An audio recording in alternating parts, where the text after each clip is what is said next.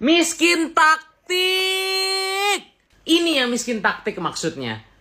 Oke, timnas U19 kita berhasil mengalahkan Kamboja ya dengan skor 0-2 pada lanjutan Piala AFF atau ASEAN Under 19 Championship. Gol dicetak oleh Kadek Arel dan juga Iqbal Gwijangge. Kalian tahu kan dua-duanya ini posisinya apa? Pemain apa? Center back ya, gua kasih tahu center back. Dan kedua pemain ini adalah top skor ya, top skor timnas kita di Piala AFF kali ini. Problemnya di sini ya guys ya, sepanjang pertandingan taktiknya ketebak abis. Pak Sapri, ini bukan 2013 ya, ini bukan Piala AFF U19 2013, sepak bola berkembang. Sepanjang pertandingan taktiknya cuma satu, tembak bola ke sayap, lari, kejar, cari cutback, itu doang. Lawan Kamboja kita baru bisa cetak gol di menit ke-71, itu pun corner. Gol kedua 87, itu pun corner juga. Jadi dari open play nihil. Rotasi, apanya yang rotasi? Starting line up lawan Kamboja tidak ada pergantian, sama persis sama waktu lawan Filipina, ya. Ini aduh, strikernya pun Jens Raven pun masih dicadangkan, Welber Jardim pun dicadangkan juga, tapi Welber masuk di menit keberapa? 30-an udah masuk. Karena ya begini. Arkan Kakak ini bagus, benar, pemain yang potensial, gue akuin. Tinggi badannya juga mumpuni. Tapi bolehlah coba lah ditukar dia jadi super sub. Memang sih babak kedua Jens Raven juga gak terlalu bisa banyak gimana-gimana. Karena permainan timnas kita ketebak banget. Mainnya di sayap itu benar-benar ketebak ya. Mati, gak bisa gerak dari sayap. Pak, ayolah, sekarang formasi udah 3-4-3. Ayolah filosofinya diperbaiki lagi, permainannya kayak STY lah. Cobalah pelan-pelan yuk. Ingat Pak Sapri, ini bukan AFF U19 2013 lagi, udah beda bener-bener ya. Semoga bisa improve lagi dan yuk semangat yuk. Masih ada pertanyaan berikutnya. Berikutnya lawan Timor Leste, harga mati. Jadi intinya lawan Kamboja pun gak kaget menang karena udah harga mati. Yuk, kita komen lah semuanya, let's go!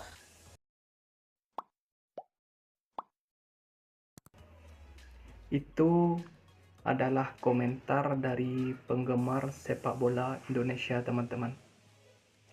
Satu dari beberapa komentar yang akan kita dengarkan di video ini, teman-teman, tentang permainan timnas Indonesia U19, teman-teman, yang dilatih oleh Indra Safri. Starting line up saat menghadapi Kamboja sama persis dengan starting line up saat menghadapi timnas Filipina, teman-teman, di laga pembuka. Tidak ada perubahan, miskin taktik. Bahkan sekelas Kamboja, kita baru bisa mencetak gol pada menit ke-71 dan 80. Itu pun melalui tendangan sudut, teman-teman. Dan top skor timnas U19 saat ini adalah posisinya back, teman-teman, Iqbal Gwijangge. Hanya mengandalkan sayap, tidak ada kombinasi 1-2. Jadi sebelum kita mendengarkan komentar yang lainnya, teman-teman, dibantu like dan subscribe. Ini yang setuju Coach Indra Safri bebal. Sini merapat. Lu bayangin aja ya. Ini starting pertandingan pertama sama pertandingan kedua sama persis. Dan lu tahu kayak biasa Jens Raven sama Welber Jardim nggak dimainin, bro. Arkan Kakak main. Iya, betul. Ya gue akuin sih Arkan Kakak oke lah dapat beberapa peluang, tapi ya kayak biasa nggak efektif. Dan akhirnya babak kedua sadar lah si Coach Indra. Dan yang kayak gue bilang sebelumnya, si Filipina itu pertahanannya nggak sekuat itu yang pertandingan pertama. Nah tadi malam si Kamboja ini solid banget di belakang, ya bisa dibilang hampir parkir bus lah gitu. Tapi ya pertahanan mereka solid. Sampai akhirnya si Kadek sama si Iqbal dapat momentum dari set piece corner, dapat gol. Ya secara permainan, secara strategi sih gitu-gitu aja. Cenderung ngebosenin dan ya udah ketebak. Cuma main dari wing, crossing, ngarep di tengah dapat momentum sundulan atau shoot. Coach ini tuh 2024 ya, udah bukan 2013, kagak kayak zaman dulu. Taktik sepak bola tuh berkembang. Lu punya pemain sekelas Jens Raven, Welber Jardim yang main di luar Liga Indo, kagak lu kasih kesempatan dari awal. Kenapa?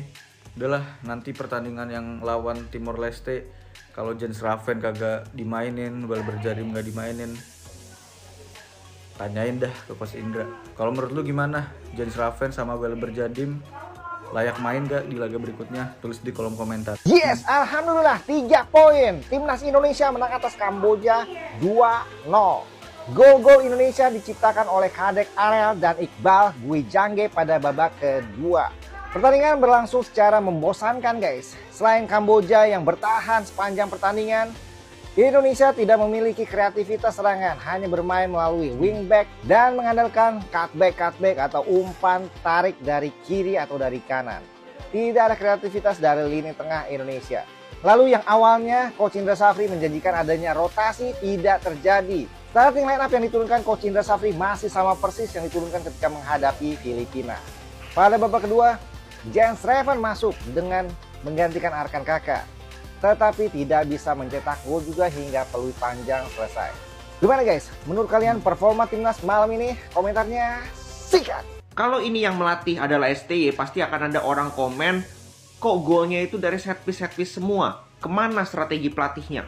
Kata seseorang lah, tapi beruntung karena bukan STY yang melatih, jadi aman nih. Ya kan, padahal kalau kita lihat 2 pertandingan awal Timnas U19 banyak gol dari set piece. Bahkan top skor kita itu adalah Iqbal 3 gol. Terus Kadek 2 gol. Terus satunya lagi backnya ada 2 gol juga. Jadi justru gol-golnya itu kebanyakan dari crossing dari set piece. Yaitu dari pertandingan pertama. Dari lawan Filipina. Dari total 8 gol yang kita mampu lesakan, ya mayoritas itu dari crossing maupun dari bola-bola atas. Dan di pertandingan kali ini Kamboja yang di pertandingan sebelumnya kalah 3-2 menghadapi Timor Leste memang bermain low block. Ini yang membuat timnas sangat kesulitan sampai menit 60-70 itu sangat kesulitan dan monoton sekali permainannya, yaitu dari wing. Dan itu terbukti gagal. Lu kalau udah terbukti gagal lu harus ubah, ya kan?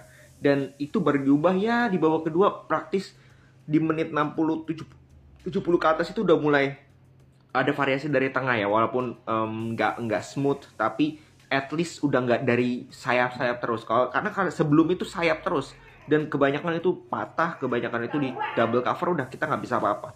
Nah ini yang menjadi PR bahwa udah tahu di pertandingan pertama oke, berhasil, tapi kan musuh-musuh ini kan nggak bodoh juga, pasti dia tahu kan, pasti dia menganalisa bagaimana kemampuan, bagaimana performa strategi dari timnas Indonesia. Harusnya di pertandingan selanjutnya nanti lawan Timor Leste variasi itu nggak cuma dari wing ya, tapi harus lebih banyak dari tengah, bola-bola pendek, kombinasi 1-2 sentuhan itu yang harusnya lebih sering dilakukan oleh timnas U19. Jadi golnya itu ya gol sih gue nggak begitu masalahin gol lah, gol is a goal, mau dari corner, mau dari penalti, mau dari kiper ke kiper, tetap dihitung 1 gol. Jadi menurut gue nggak ada masalah golnya. Yang jelas secara permainan ini yang gue lihat masih stagnan, monoton sekali, atau ya istilahnya nggak ada kreativitas sama sekali. Jadi itu yang harus diperbaiki. Oke? Soalnya nanti di grup kita lolos gampang fase grup karena lawannya relatif di bawah kita. Tapi nanti next di semifinal lawannya berat, Vietnam, Thailand atau Australia, itu bisa kerepotan kita dengan permainan seperti ini. Vietnam nggak tahu ya, Vietnam juga hancur-hancuran soalnya kemarin imbang lawan Myanmar kan. Oke?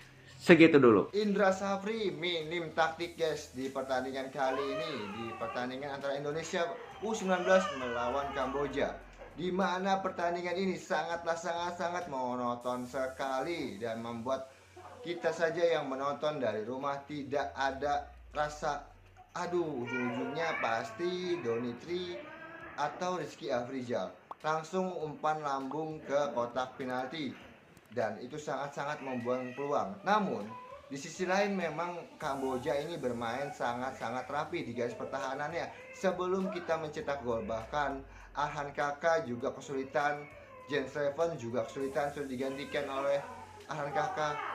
Dan ini semuanya bukan pure ya untuk kesalahannya Arhan Kakak. Jadi kalian yang nonton VT ini jangan menghujat Arhan Kakak. Kalau kalian bilang Arhan Kakak tidak bisa mencetak gol, Jens Raven pun tidak bisa mencetak gol guys di pertandingan melawan Kamboja, dikarenakan rapat barisan dari pemain Kamboja ini. Kalau dari segi permainan memang kita menang tapi kita kurang puas ya. kurang puas gara-gara terlalu monoton dalam pertandingan yang membuat hasilnya back kita dari corner kick ya, 2 kali dari corner kick yaitu Kadek Arel dan Iqbal. Bahkan yang sekarang menjadi top skor adalah back, bukan penyerang guys ya. Jadi stop ya, stop bagi kalian yang mengkritiki namanya katanya Arhan Kakak itu permain titipan. Janganlah ya kita melakukan kritik yang keras. Kritik membangun itu is okay. Namun kalau kritik yang namanya menghujat berbahaya guys ya. Jangan sampailah itu pemain muda kita jangan sampai kena mentalnya down gara-gara kalian tuh menghujat yang tidak relevan lah ya. Menghujat, mengkritik, membangun itu oke, tapi kalau udah menghujat yang namanya pemain titipan, kalau seandainya itu berbohong, itu tidak benar, itu adalah berita hoax, kalian itu bisa dituntut guys ya. Jadi mungkin nanti di pertandingan di Piala AFF ini di lawan Timor Leste, pertandingan terakhir, mungkin saja harus ada pembenahan dari Indra Syafri. Dan gue harap banget jangan terlalu terpaku dengan sektor sayap lagi, karena itu mudah terbaca. Ini baru lawan Kamboja, belum nanti kalau kita berhadapan dengan Australia yang notabene pesaing terkuat kita di Piala AFF, yang otomatis memberikan dampak yang kurang maksimal, dan pasti kita mungkin akan kalah kalau dengan strategi seperti ini guys. Ini semua hanya pendapat pribadi gue sebagai pencinta sepak bola dan pengamat sedikit ya. Oke, sampai di sini videonya. Jangan lupa kalian tuh follow dulu nih akun ini. Semoga aja kalian nanti follow dan join juga di channel gue untuk live reaksi pertandingan selanjutnya antara Timnas Piala Presiden dan BRI Liga 1 pastinya guys. Sampai jumpa. Wassalamualaikum warahmatullahi wabarakatuh. Nah, artinya yang saya harapkan para pemain juga jangan gede kepala dengan kemenangan yang telak semalam. Tapi mereka harus lihat ke depannya. Karena perjalanan mereka ini masih panjang. Mereka harus bisa membawa tim ini lolos ke Piala Dunia. Iya dong, targetnya harus tinggi seperti itu. Kalau targetnya cuma mau lolos ke Piala Asia, itu kan sudah sesuatu yang biasa ya. Jadi saya pikir nih targetnya juga sangat baik dari PSSI meminta Indra Syafri membawa tim ini lolos ke Piala Dunia. Walaupun sekarang ini terlihat sangat berat. Tapi kan di sepak bola, sesuatu yang berat itu bukan berarti mustahil. Anything can happen in football, teman-teman. Rata-rata penggemar sepak bola kecewa dengan taktik yang digunakan Coach Indra Syafri, teman-teman. Untung saat ini kita berada di grup yang levelnya masih di bawah kita, teman-teman.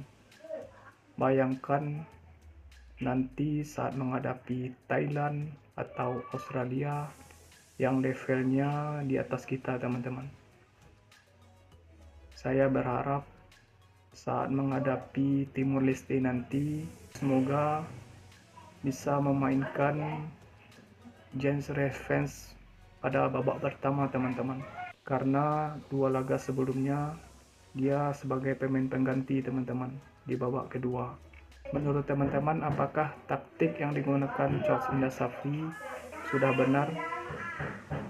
Atau teman-teman sependapat dengan penggemar sepak bola yang lainnya tentang Coach Indra Syafri yang miskin taktik? Sekian dulu teman-teman. Kalau teman-teman suka dengan video ini, dibantu like dan subscribe. Terima kasih yang sudah menonton. Sekian, bye.